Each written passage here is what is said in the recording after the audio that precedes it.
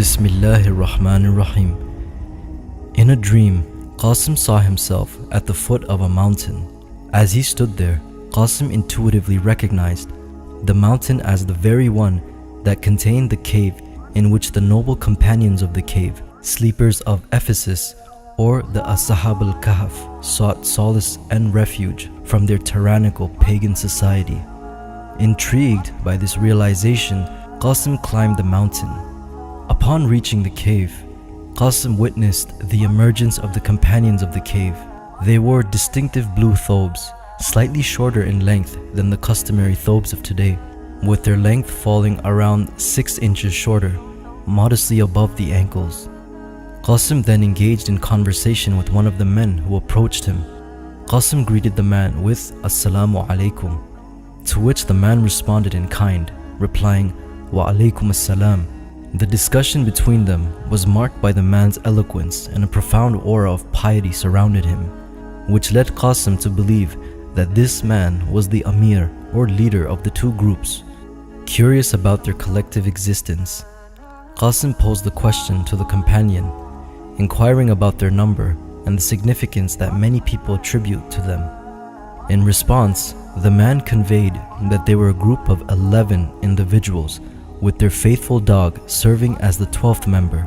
These 11 companions were divided into two groups. Qasim doesn't recall the exact number between the two groups, but it was either one of the groups consisting of 6 and 5, or one group consisting of 7 and 4 companions, and their dog was the 12th companion. Qasim believes that the latter option, with 7 and 4 and the dog as the 12th companion, was the more authentic one. And regarding this matter, Allah knows best. It was also shown to Qasim that any intruder who tried to enter the cave immediately retreated, overwhelmed by fear.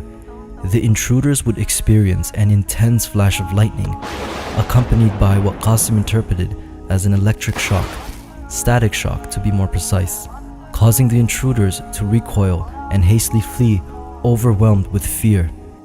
It is Qasim's opinion that the sensation of fear experienced by the intruders resulted from being shocked by this electrical phenomena, coupled with the flash of lightning. Today, humanity has a general understanding of natural phenomena, such as lightning in the sky during a rainstorm.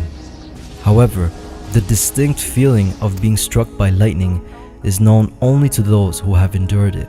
All right, talk about a close call. A 22 News viewer was nearly struck by lightning while outside of their home in Springfield. Hey, watch this. Yeah.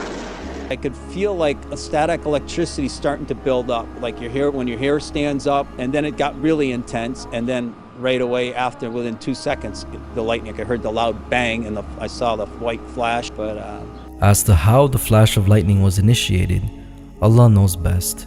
This wasn't shown in detail, but it is possible that their unintentional contact with the cave's walls could have resulted in static shock and triggered a brief flash of light. To Qasim, it appeared as if the intruders had experienced an electric shock, causing them to hastily recoil. Faced with the imminent danger, their response was to flee. Driven by the instinctive belief that if they do not flee, they would die, the thunderous sound accompanying the lightning strike further intensified the scene, invoking a sense of awe and fear. Upon delving into the Quranic account of the companions of the cave, as mentioned in Surah Al-Kahf, we encounter an intriguing narrative that sheds light on the nature of their sleep and the events surrounding them. Allah describes how the ears of the sleepers were veiled, rendering them oblivious to any noise during their slumber within the cave. Additionally, Allah reveals that had someone come across them during their dormant state, that person would have been filled with terror and fled from their presence. Scholars have offered various interpretations to clarify the reasons behind this apprehension.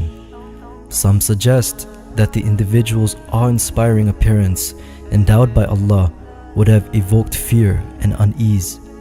Others propose that their imposing stature or their eyes appearing open as if they were awake and ready to converse could have been the cause of alarm.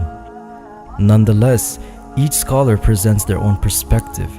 Yet in Qasim's dream, another interpretation unfolds, aligning with Allah's mention of veiled ears and the intruders being filled with terror. Qasim's dream portrays the intruders being terrified and fleeing upon attempting to enter the cave, as Allah had mentioned in the Quran. The reason shown in Qasim's dream was due to the flash of lightning.